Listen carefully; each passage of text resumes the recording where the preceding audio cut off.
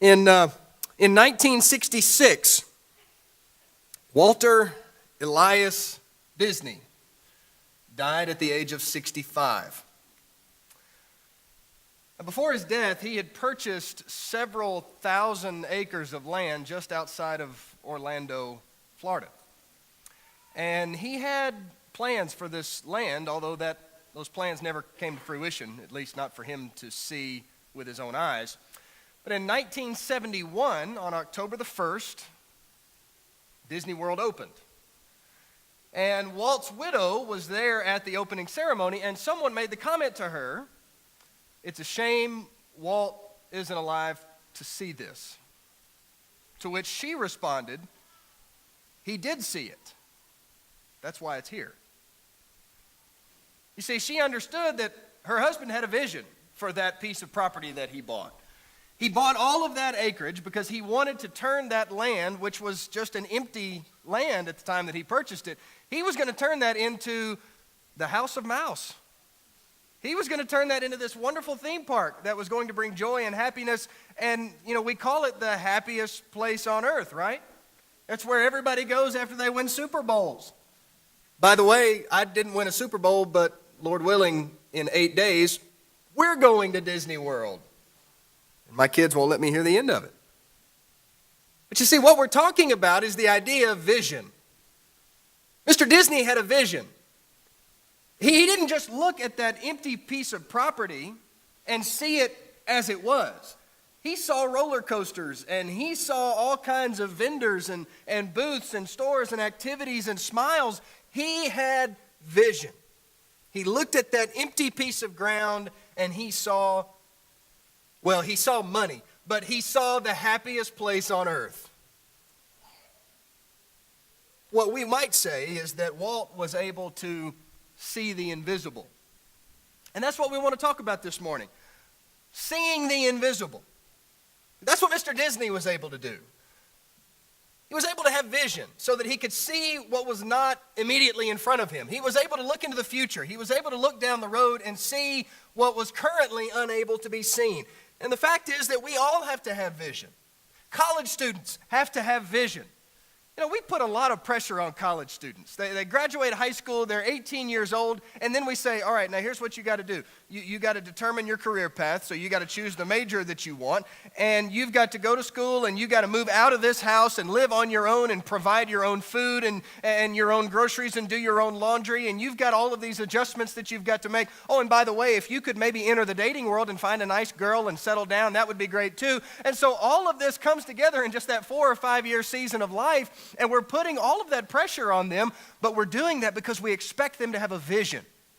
This is what I want to do with my life. This is the major that I want to choose, the discipline that I want to pursue, and I'm going to have a vision for where I want to go. Families have to have visions, and fathers, that's particularly up to us to set that vision for our families and determine the course that we want to pursue. Businessmen need a vision. You can't just say, well, I'm going to start a business and I don't really have much of a plan, but I'm just going to hope everything works out. Well, you've got to have a game plan. You've got to have a vision of where you want to go as a business and what you want to do. Churches need vision. Ronnie shared some things with us this morning that our elders have been working on about setting a vision for this church and where we want to go next year and some things that we want to do as a congregation. We all need to have vision. We all need to be able to see the invisible. The Bible calls that walking by faith and not by sight. Walking by faith is seeing the invisible. We have to be able to see with more than just the eyes of our body, our physical eyes. We have to be able to see through our mind's eye about what is out there, about what is ahead of us. We have to learn to see things as God sees things. We need to see from God's perspective, not content to just settle for our own human limitations, but we have to be able to say, I want to view this from God's perspective. And God's perspective is so much greater than ours, and it is true that we will never fully see things from His perspective because we're not God. We don't have the ability to do that. But we have to think more like God when it comes to our circumstances of life and the things that we experience. I had you open to 2 Kings chapter 6. There's an interesting story one of my favorite Old Testament stories here. And this story is about seeing the invisible. In 2 Kings chapter 6, the nation of Israel is in an ongoing war with the Arameans or the Syrians. And the king of Syria is making plans. He's got a vision. He's trying to determine the best course of action to defeat the Israelite armies. But everything that he resolves to do, the king of Israel is 2 steps ahead. And so Syria moves their armies over here, but the Israelites have already moved over there. And so the king of Syria says, well, let's go over there. But the Israelites have already moved over here. And he cannot figure out why his plans are not working. It's like somebody is coming from our camp and going over to the Israelites and telling them what I'm thinking. It's like we have a traitor in our camp because they're going over and letting the Israelites know what I am planning to do next, and they're escaping my grasp. And his servants come to him, his soldiers come to him, and they say, listen, it's not us. You don't have a traitor among us. There's this man in Israel whose name is Elisha. And Elisha knows the words that you speak in your bedroom. 2 Kings 6 and verse 12 says, King, when you're laying on your bed at night and you're dreaming and you're thinking about what you want to do the next day, Elisha knows what you're thinking.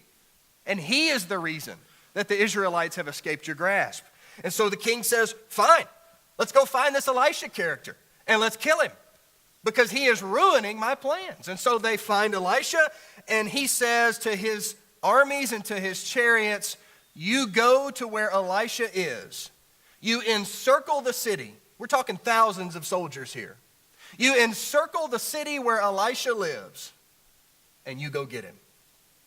And so in 2 Kings chapter 6, we read now in verse 15, that when the attendant of the man of God had risen early and gone outside, behold, an army with horses and chariots was circling the city. And his servant said to him, alas, my master, what are we going to do? And Elisha's not worried. His servant is terrified, but Elisha's not worried at all. And Elisha is not worried, and he says to him, do not fear, because those that are with us are more than those who are with them. Oh, wait a minute. Elisha, it's just me and you in this house. And there are thousands of soldiers out there. What are you talking about? Have you lost your mind? It's 2 against thousands. What do you mean that those who are with us are more than those who are with them? And Elisha says in verse 17, he prays to the Lord and he says, Lord, open his eyes that he may see. And the Lord opened the servant's eyes, and he saw. And behold, the mountain was full of horses and chariots of fire all around Elisha. It's as if God pulls the veil off of this servant's eyes, and he is now able to see with the same spiritual vision that Elisha was looking with. And he could see all of those soldiers that were out there for the Syrian army. We've outnumbered them because God has soldiers too. God has angels too who fight his battles. And Elisha says, I'm not worried about the Syrian army. Look at who's on our team. Those who are with us are more than those who are with them.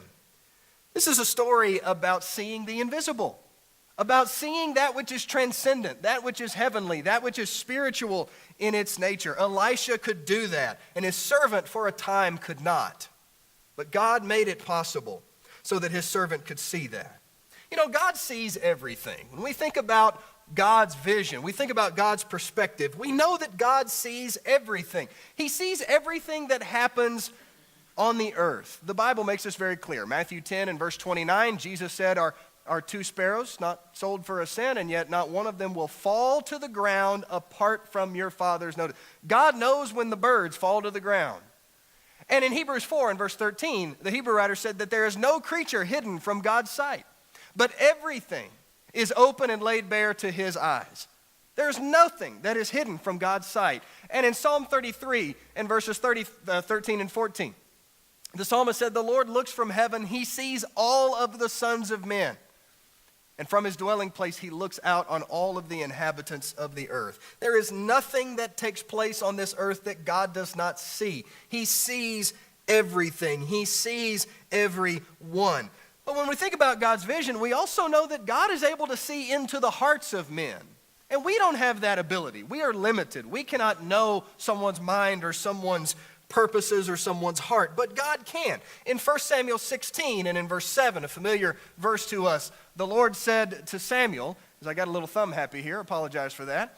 1 Samuel 16 and verse 7, the Lord said, do not look at David's, he's talking about here, at his appearance. God does not see as man sees, because God looks at the heart. We look at the outward appearance. We look at the external things, but God looks at the inner man. In 1 Kings chapter 8 and in verse 39, at Solomon's prayer of dedication for the temple, Solomon prayed, hear in heaven your dwelling place, and forgive and act and render to each according to all his ways, whose heart you know, for you alone know the hearts of all the sons of men. John's gospel told us that Jesus was able to look into the hearts of the men that he was dealing with on a day-to-day basis. We get very impressed by the outward things, by the external things. God's not impressed by those things at all. God doesn't care about the car we drive or the house we live in or the suit that we wear. God is looking at the inner man. God doesn't want to see a big house. He wants to see a big heart. God only cares about what is on the inner man. But we also know that as God sees everything, God sees the whole picture. God is able to see the whole picture. Isaiah 46, verses 9 and 10 is an interesting passage where the Lord says, remember the former things long past, for I am God and there is no other.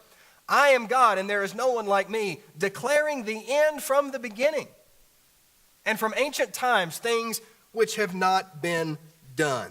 God says, I know the end of the story right from the very beginning. You pick up a novel and you read the introduction, you read chapter 1, you read chapter 2, and you're just enthralled with this story. And it's such an interesting novel, but you have no idea where it's going to go. You know, sometimes you think you know where it's going to go, and sometimes you're right.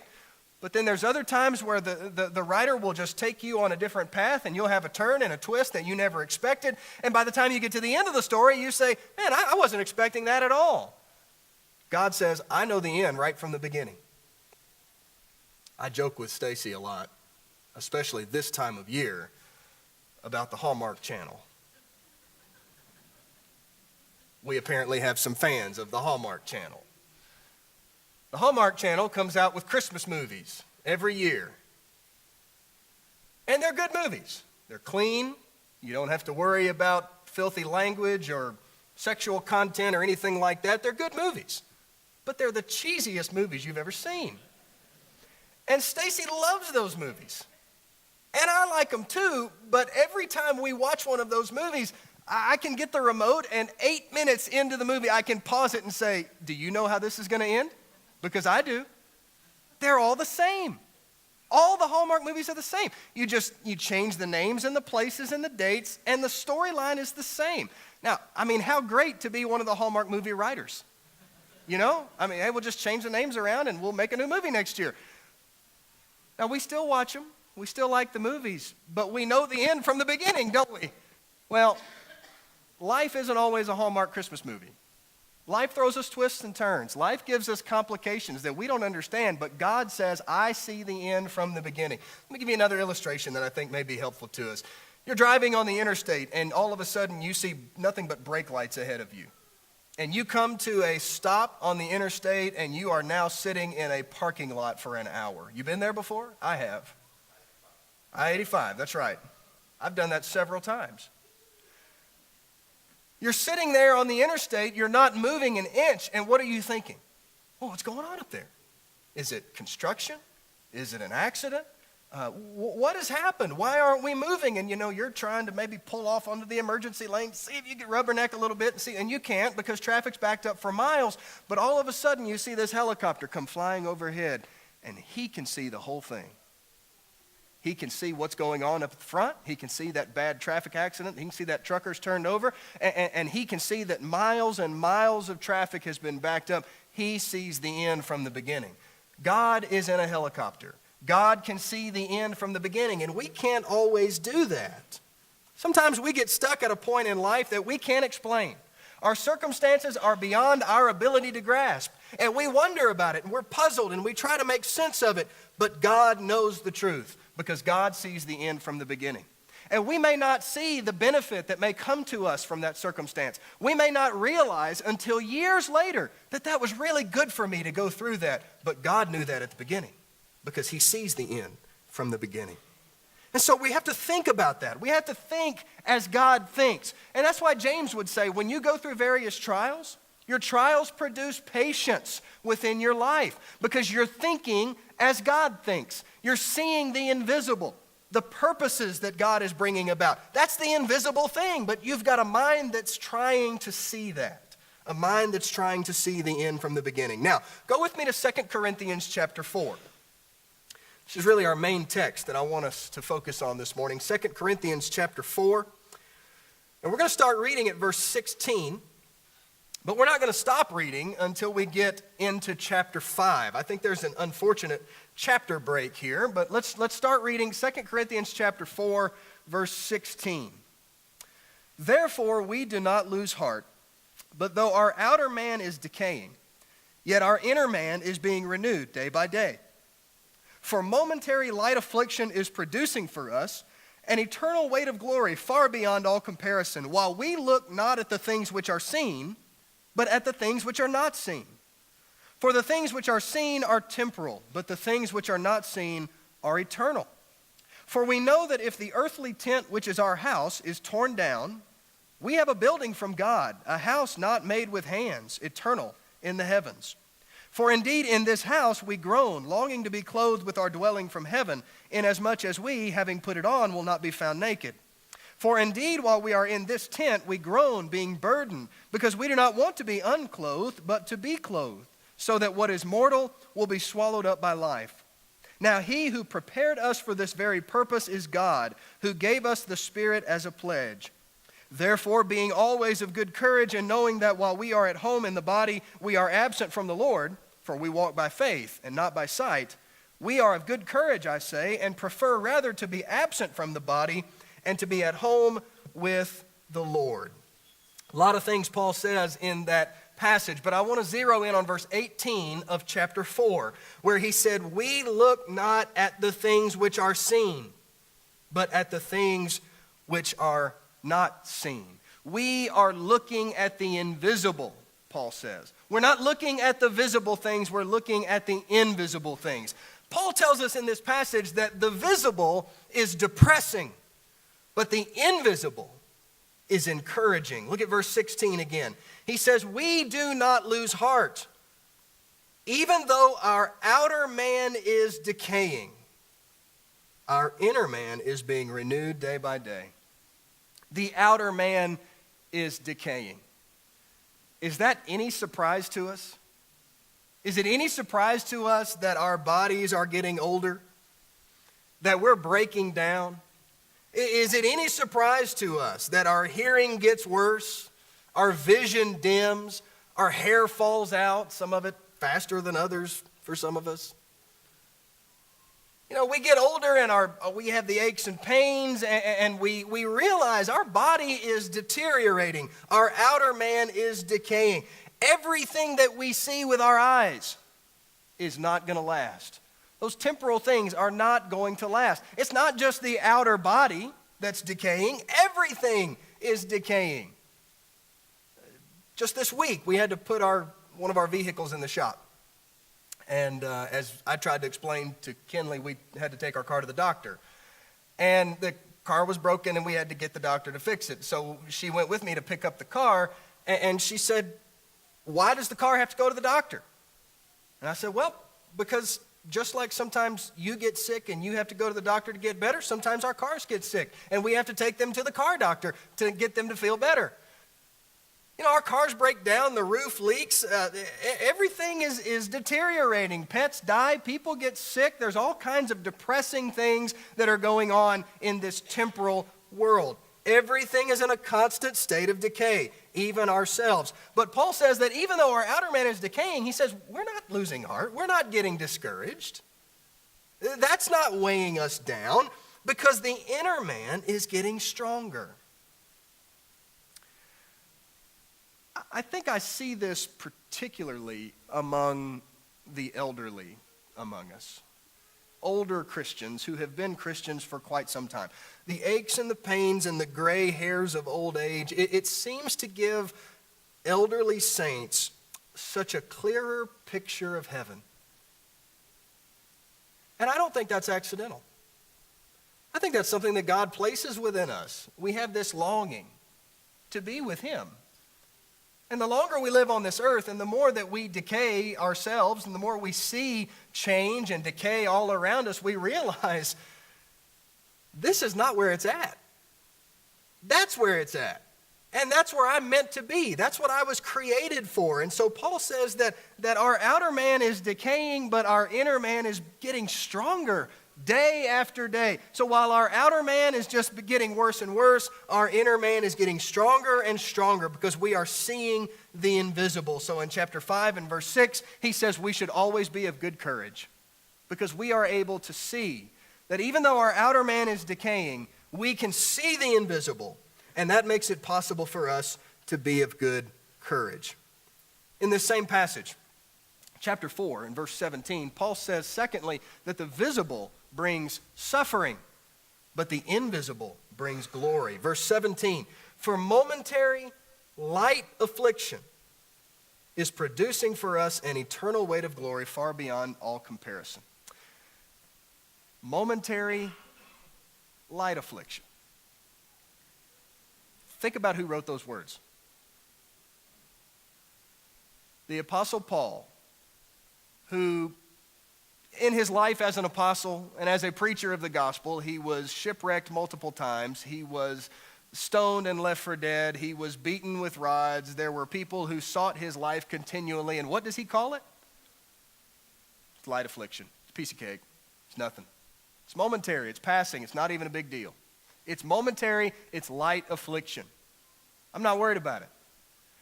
Now, if Paul could look at his circumstances and talk about his sufferings and his afflictions and he could call it light, we better be careful when we start talking about how bad we got it. You know, we want to complain about our circumstances or something, and I wonder if Paul just looks at us and goes, you have no idea. Paul says this is light affliction. But he says that suffering is working towards an eternal weight of glory. Suffering happens to all of us. It even happens to Christians. There's no one on this earth that is immune to suffering. And sometimes we as Christians may suffer because we make choices because of our faith and our conviction that will bring hardship into our lives. For instance, Moses, as an example. Hebrews 11 and verse 27, the Hebrew writer says, by faith Moses left Egypt not fearing the wrath of the king, for he endured as seeing him who is unseen. Moses saw God, but God is invisible. But Moses was able, through the eyes of faith, to see God and say, you know what? I belong with the people of Israel, not with the people of Egypt. And I'm going to leave these circumstances that I was born in and raised in and brought up in Egypt with all the luxury and all of the wealth and all of the pleasure. I'm going to leave all of that and I'm going to go out and suffer hardship with the people of God because I am able to see him who is unseen. There may be times in our lives when because of our faith, because of our convictions, we make a choice that will deliberately bring difficulty into our lives. Why do we do that? Because we enjoy hardship? Because we enjoy difficulty? No, we do it because we see the invisible. We do it because we know that long term, this is going to work out for our benefit. The Apostle Paul said in Romans 8 and verse 18, he said there that I consider that the sufferings of this present time are not worthy to be compared to the glory that is to be revealed in us. Whatever we may have to endure in this temporal, physical world that we can see with our eyes, when we look to the invisible, we see glory as opposed to suffering. Thirdly, Paul says in this passage that the visible is empty and the invisible is fulfilling. The visible is empty.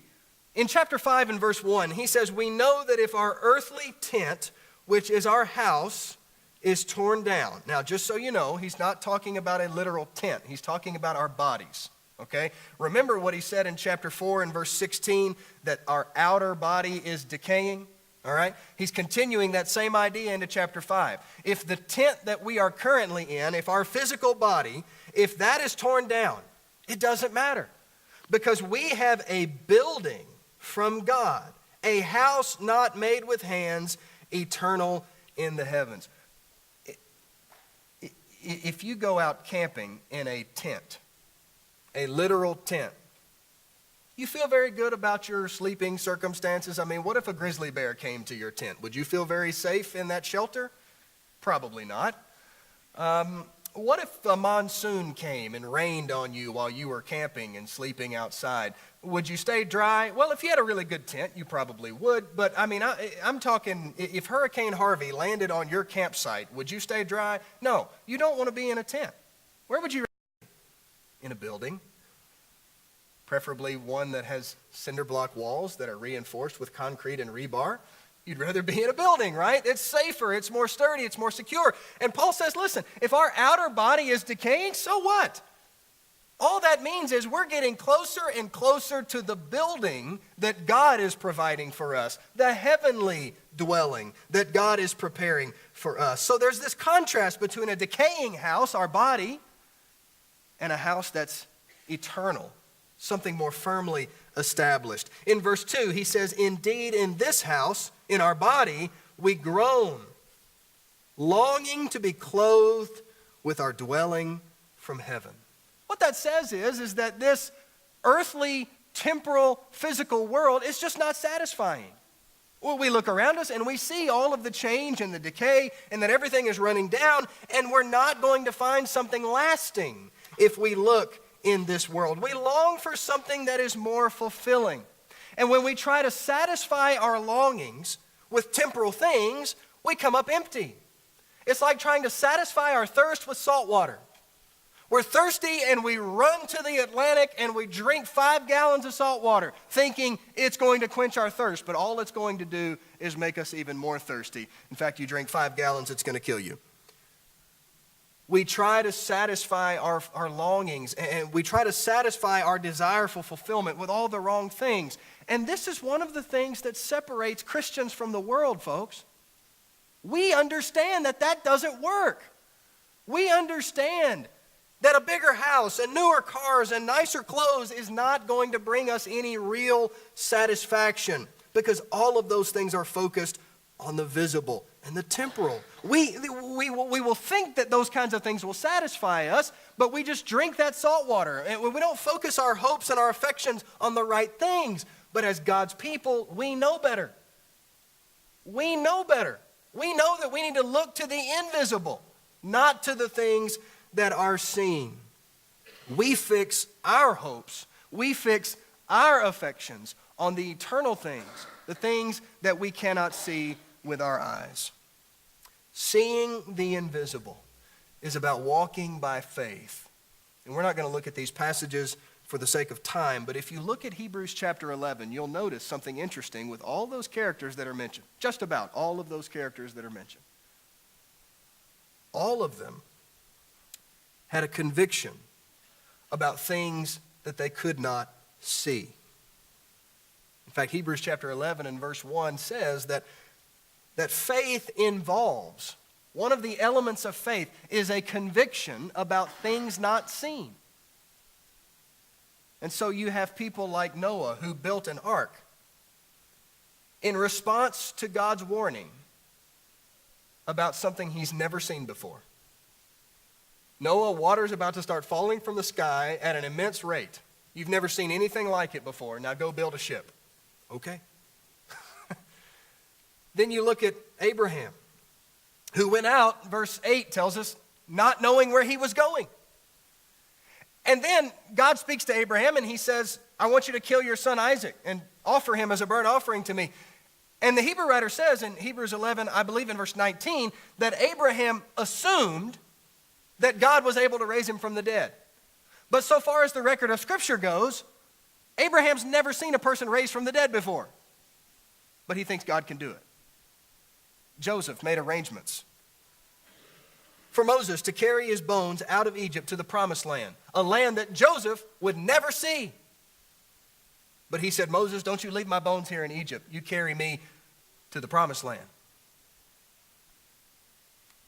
All of these people had faith in the unseen. And they made difficult choices in life because of that faith, because of that conviction. So seeing the invisible, it affects our daily lives. And I want to point out two ways that it does that very quickly from 2 Corinthians chapter 5, if you're still there. Seeing the invisible affects our worldview in two ways according to this passage. Number one, it enables us to see the consequences of our actions. We understand that we are focused on the invisible, not on the visible. And because of that, 2 Corinthians 5 and verse 9 says, we have as our ambition, whether at home or absent, to be pleasing to Him.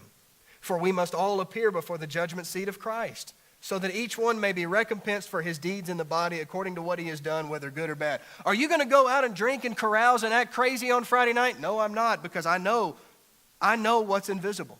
And I'm seeing the invisible. Well, are you going to go out and cheat on your wife and cheat on your taxes? No, I'm not going to do that, because I see the invisible.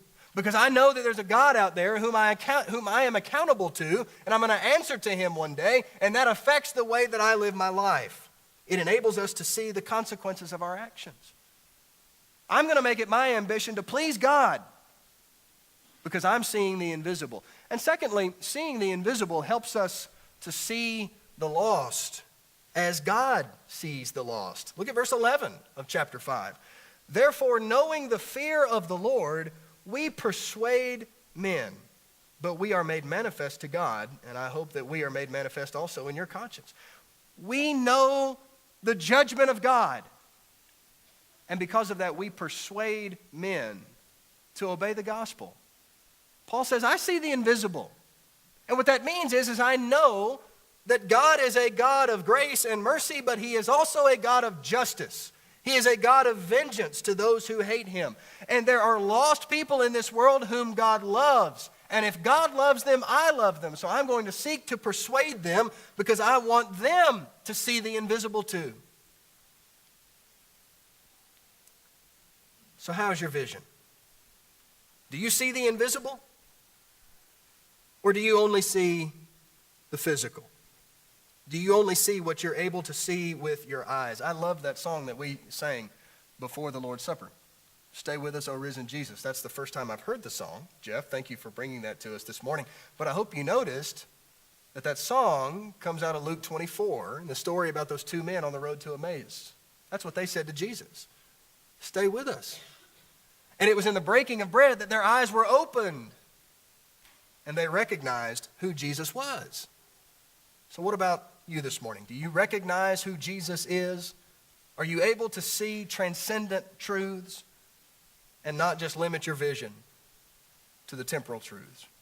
Thank you for listening this morning. Hope the lesson's been helpful to you. We're going to stand and sing an invitation song. If we can help you in some way, we invite you to come as we stand and sing together.